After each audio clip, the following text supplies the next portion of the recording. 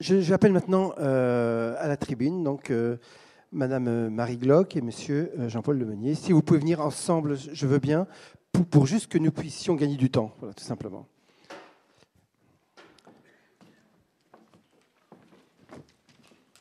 Alors, Monsieur Jean-Paul Lemeunier, donc vous intervenez en premier. Vous êtes architecte. Vous avez été architecte des bâtiments de France en Côte d'Or, puis dans l'Aube. Et vous êtes donc depuis un an conseiller en architecture de la DRAC pour la région Grand Est. C'est bien ça. Vous faites beaucoup d'autres choses. Je ne vais pas avoir le temps de les nommer malheureusement parce que nous prenons déjà un peu de retard.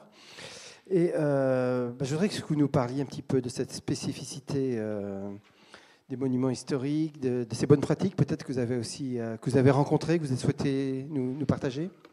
Oui, tout à fait. Alors vous avez à peu près 20 minutes tous les deux. Je ne sais pas comment vous répartissez le temps. Au mieux. Écoutez, je serai là pour voilà, être... au mieux, au mieux. Je dirais pas que je suis le maître des horloges parce que c'est pas un titre facile à porter en ce moment. 20 minutes, on dit vers la demi, quoi. Hein, on se donne rendez-vous à la demi. Bien, merci de cette introduction. Bonjour à tous. Donc, je suis Jean-Pascal Lemeunier. On vient de vous dire que j'avais eu une vie comme architecte des bâtiments de France, assez longue d'ailleurs. Et c'est un petit peu sur ce sujet, sur cette expérience, que j'ai essayé de développer un discours quand on m'a demandé de travailler sur le devenir des églises. Aujourd'hui, je travaille dans le champ de l'architecture contemporaine. Bon, ça reste des champs connectés, mais je me suis quand même un petit peu éloigné de la question de la transformation des églises. Alors, comment ne pas rebondir sur les propos de Charles Suot qui disait que les problèmes de l'Église ne sont jamais purement techniques. Je vais essayer justement de vous montrer que, si j'arrive, je sais pas comment, c'est la flèche qui fait...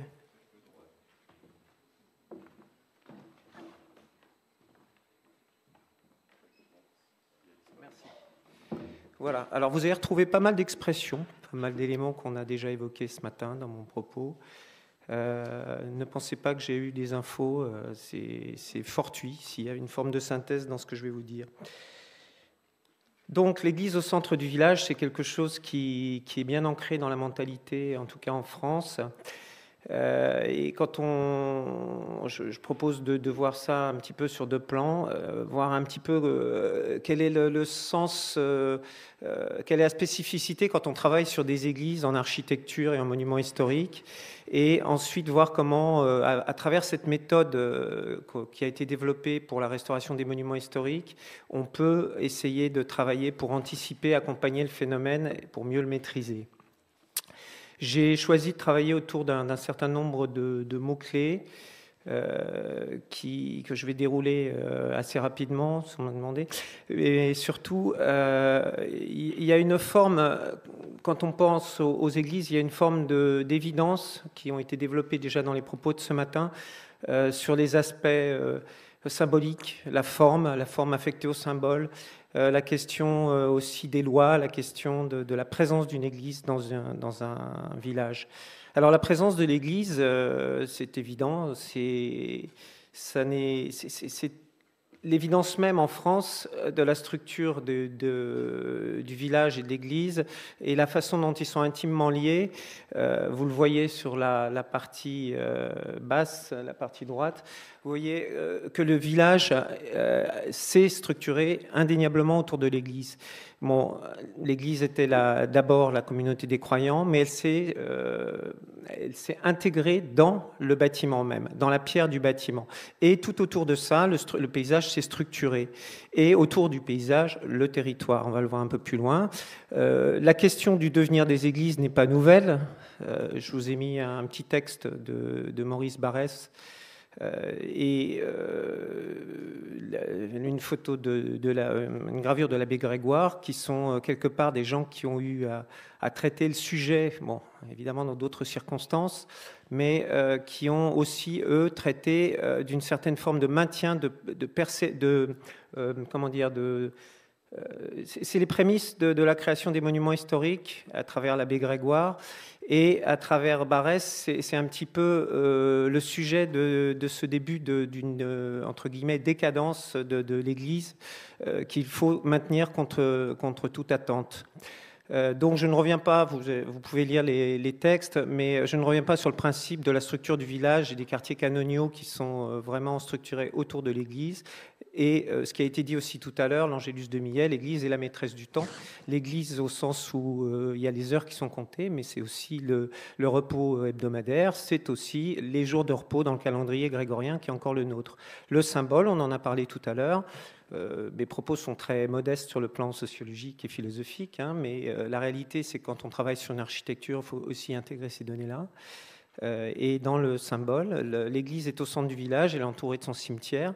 Le cimetière, on n'en a pas parlé ce matin, mais c'est un élément absolument fondamental, et notamment quand on veut travailler sur la réutilisation d'un édifice tel qu'une église, il est difficile de ne pas prendre en compte cet aspect-là.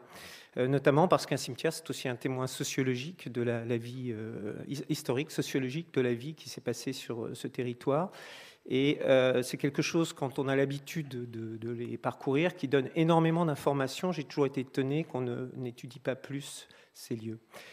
L'église dans le paysage, alors ça a été là aussi extrêmement bien traité dans le film qu'on a pu voir tout à l'heure, mais en France particulièrement, l'église est au centre d'un jalonnement du paysage. On retrouve, alors avec des origines qui peuvent varier selon les régions de France, mais on retrouve ce jalonnement qui est lié soit aux implantations gallo-romaines, soit à d'autres logiques, mais en tout cas, de clocher en clocher, on peut parcourir le territoire en voyageant par les chemins, et on a toujours, en quittant un village, la vision pratiquement déjà sur le village d'après à travers la vision du clocher.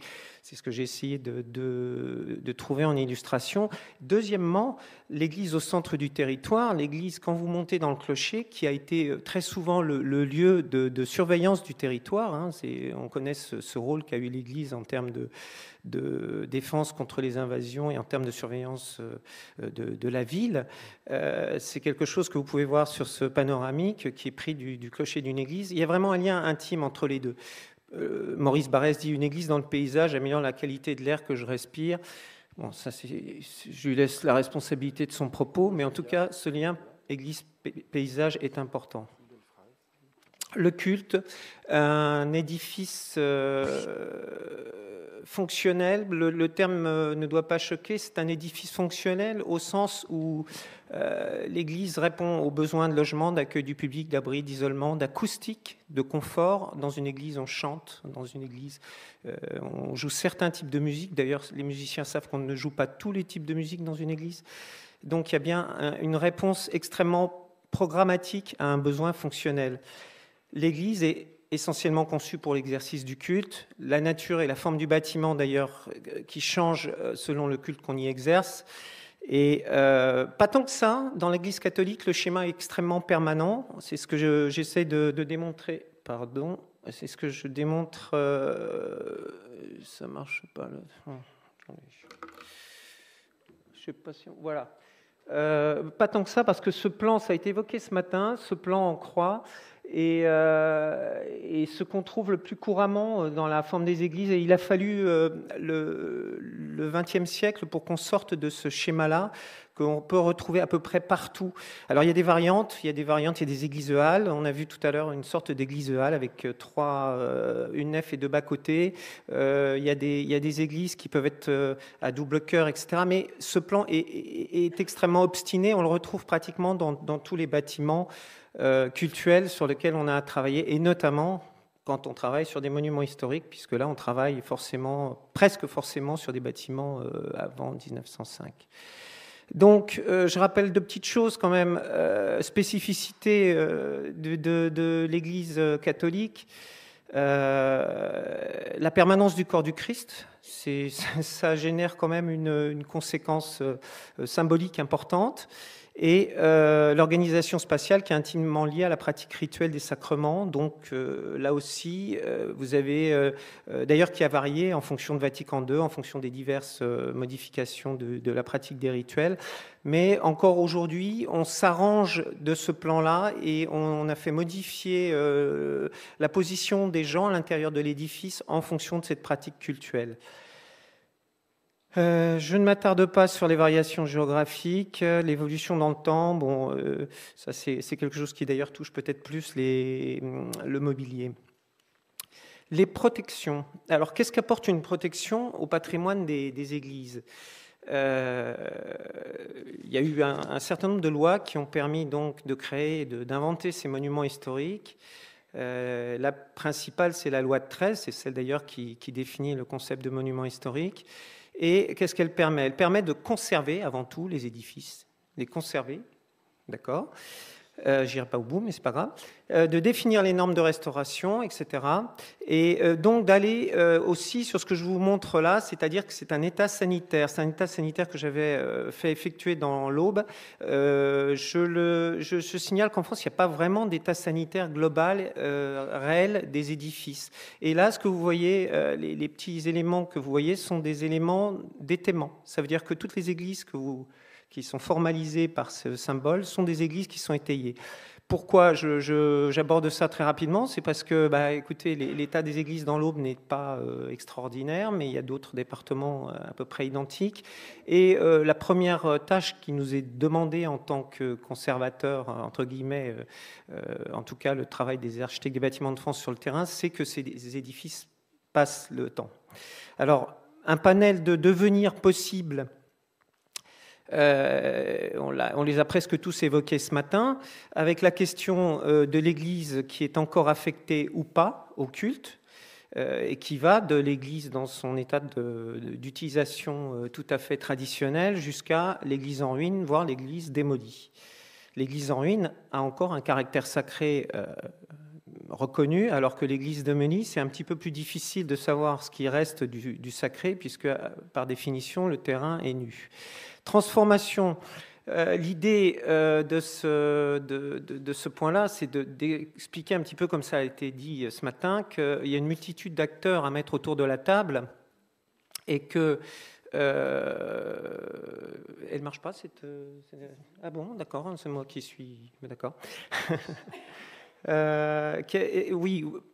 Donc, pour réussir la désaffectation au culte d'un édifice, il faut absolument aller vers cette mise autour de la table de tous ces interlocuteurs.